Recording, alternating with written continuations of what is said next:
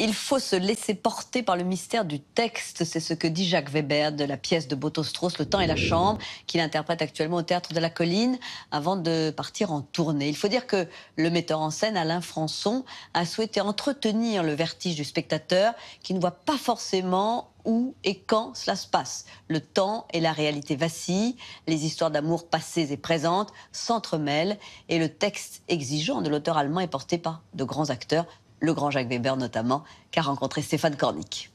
Il n'y a jamais eu de fête ici, ni hier, ni avant-hier, ni même l'année dernière. Et vraisemblablement plus aucune depuis la cérémonie de fin de chantier de l'immeuble.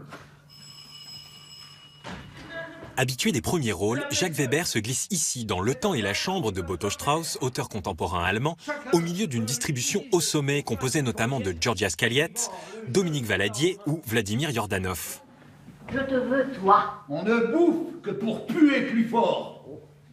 Malgré quelques incursions dans le théâtre moderne ou un travail avec d'importants metteurs en scène contemporains comme Peter Stein récemment pour Beckett, ou Alain Françon ici, Jacques Weber, c'est avant tout des racines dans le répertoire classique.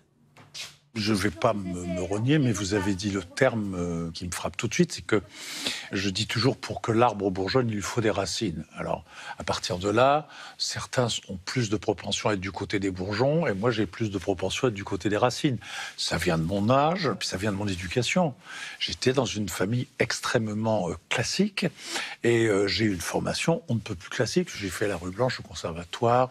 Certes, j'ai refusé la Comédie Française, mais je suis resté dans une lignée classique. Une grande marque que vous vous portez bien, et que vous avez un corps parfaitement bien composé, c'est qu'avec tous les soins que vous avez pris, vous n'avez pu parvenir à gâter la bonté de votre tempérament, et que vous n'êtes point crevé de toutes les médecines qu'on vous a fait prendre. Alors pourquoi? Peut-être que je peux me le reprocher maintenant, peut-être par manque de curiosité, peut-être par appréhension, peut-être pour avoir sans arrêt le besoin de retrouver mes points de repère. J'aime bien retravailler à l'infini la même chose. Retravailler ou jouer un rôle dans la durée, même jusqu'à épuisement, comme lorsqu'il enchaîne des centaines de représentations de Cyrano en 83, 7 fois par semaine et sans micro, qui aboutissent à une extinction de voix. Cet accident de voix a beaucoup modifié ma façon de le jouer, bien évidemment, parce qu'il a fallu que j'aille chercher la fissure ou le vilain nez, le problème, la faille au plus profond de moi-même et restructurer tout ça. Il continue d'interpréter une multitude de héros du théâtre classique, de Rostand à Maupassant, en passant par Molière ou Dumas. Alors lequel de ces auteurs a le plus compté pour lui ? Quand même, quand on a eu la chance dans sa vie, ce qui m'est arrivé, de jouer Don Juan, de jouer Misanthrope, de jouer Tartuffe, de jouer Arnolphe, de jouer tous ces rôles-là, c'est vrai que dans Molière, il y a quelque chose qui se passe entre lui et humblement moi, et qui me nourrit beaucoup, beaucoup, beaucoup. Et puis, j'ai toujours l'impression que je peux aller encore plus loin dans cette œuvre. Et voilà, j'ai envie de la parfaire. Mais ceci étant dit, mon Dieu, qu'est-ce que c'est bien d'aller retrouver des très grandes langues, tout aussi grandes, tout aussi belles, tout aussi enrichissantes que celle de Boto-Strauss. Je pense aussi, ici même, j'ai joué Galilée de Bertolt Brecht. Ça fait du bien. J'avais peur de la douleur physique. Non. On m'a montré les instruments.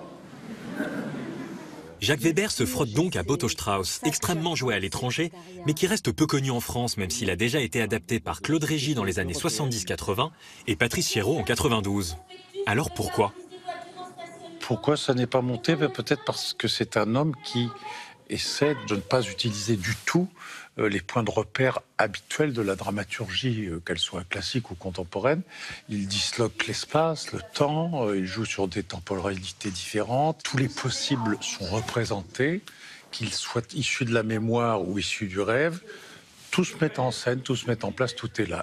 Alors ça donne un résultat, moi je trouve d'abord extrêmement ludique, qui nous incite à la réflexion, mais avec beaucoup de légèreté. Épaules trop étroites, visage trop petit, cheveux trop fins. Une nature très attirante. Pas du tout. Plutôt sèche, presque froide, je dirais. Mais une certaine allure, oui, c'est vrai. Une personne vivante, gaie. Un être malheureux. Il n'accumule pas de savoir dans son art et il rencontre des gens jeunes, nouveaux. Il est dans une vitalité nécessaire pour le théâtre. Il faut cette vitalité-là pour cet art dont on dit que c'est de l'art vivant. Comme on ne se refait pas, Jacques Weber va bientôt retravailler avec Peter Stein sous la direction duquel il a joué Beckett, mais cette fois pour retrouver Molière, oui, encore lui. Nous sommes en train de préparer un Tartuffe dans lequel je jouerai un des rôles dont je rêvais depuis très longtemps, qui est le rôle d'Orgon. Peter Stein n'ayant jamais monté Molière, ça risque d'être extraordinairement passionnant. Merci beaucoup. Merci à vous. C'est en tout cas très prometteur, cher Jacques Weber.